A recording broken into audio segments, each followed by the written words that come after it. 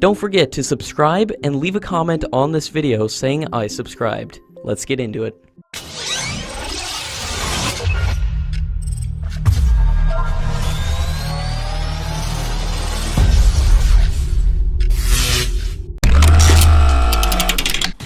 The Defense Minister has said that at the end of the Congress rule in 2014, the total number of fighter squadrons in the Indian Air Force was down to 33.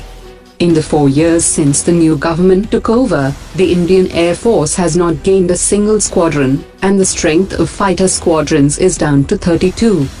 According to latest media reports, the total number of squadrons that are fully operational and expected to be combat ready is actually 31, as the 9 Tejas aircraft are not fully cleared for operations. According to an expert, the regional air combat balance has now tilted considerably towards the adversaries. The Indian Air Force has around 625 fighter jets. Meanwhile, the Pakistan Air Force currently has around 400 aircraft, and the Chinese Air Force has 1,700 aircraft, of which 800 are of 4th generation plus category. In the long term, China will have 80 combat squadrons of modern aircraft. The former chief of HAL has said that Hindustan Aeronautics could have built the Rafale aircraft in India if the government managed to close the negotiations with Dassault Aviation.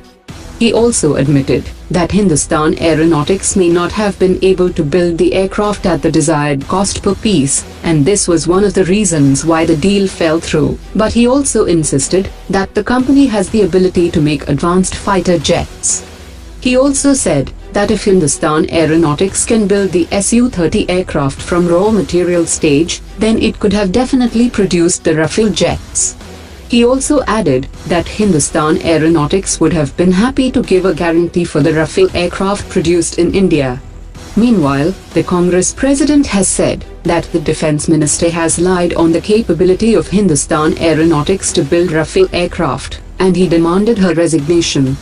An expert has said that if HAL had the capability to build the Rafale aircraft in India, then why did the Congress government fail to sign the deal during its period of 10 years?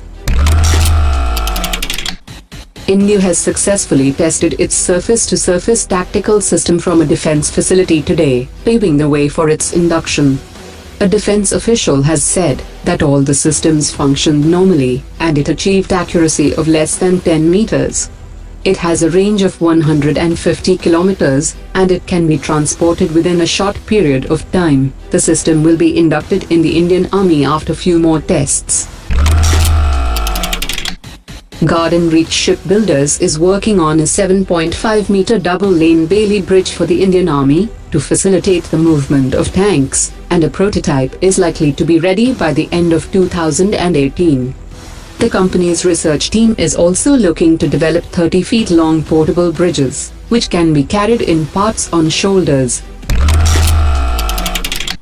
During a summit between the Russian President Vladimir Putin and Prime Minister Modi in New Delhi in October, India and Russia will sign an agreement for the procurement of 4 Admiral Grigorovich-class frigates for the Indian Navy. According to latest reports, the deal is likely to be worth $2.2 billion, under which 2 ships will be built in Russia, and the remaining 2 ships by Goa Shipyard Limited. As the shipyard will require new infrastructure to build these advanced frigates, the cost of the Indian-made ships is likely to be 30 to 50% higher than the ships being acquired from Russia directly.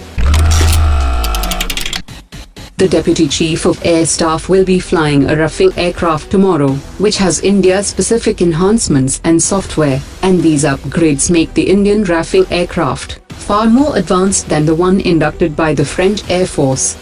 The Indian Air Force is constructing hangars and hardened concrete shelters and maintenance facilities at its bases for readying the infrastructure required for the new fleet, and the government has sanctioned 400 crore rupees for this purpose. The Air Forces of India and Russia are participating in a 12-day joint exercise, which focuses on joint operations in a bilateral scenario. The first phase of the exercise is being conducted in Russia from 17 September, and the second phase will be conducted in India from December 10. 3 days before the Prime Minister Modi announced the BIMSTEC multilateral exercise, Thailand had conveyed to India that it would not be able to participate in the military exercise. The Thai Defence Forces participate in military exercises, but they are planned in advance. In Thailand's system, such overseas exercises cannot be planned at the last minute. The Director General for Trade in the Swedish Foreign Ministry has said that the Saab Group has the requisite experience to contest for the upcoming Indian deal for manufacturing 110 new fighter jets under the Make in India program. Saab Group understands the expectations of the government in its terms of local production and cooperation with a local partner, and has a good aircraft to offer to India. He also said that some technologies have already tested in Sweden, and other technologies will have to be adapted to Indian conditions. Prime Minister Modi has said that the size of Indian economy will double to $5 trillion by 2022, with manufacturing and agriculture contributing $1 trillion each. He also said that the government is ready to take tough decisions in the national interest. The government's push for Make in India has led to the manufacturing of 80% of mobile phones within the country, thus saving 3 lakh crore rupees in foreign exchange. The Indian economy will grow at over 8% rate, with massive employment generation being seen in IT and retail sectors, and macroeconomic fundamental of the economy are strong.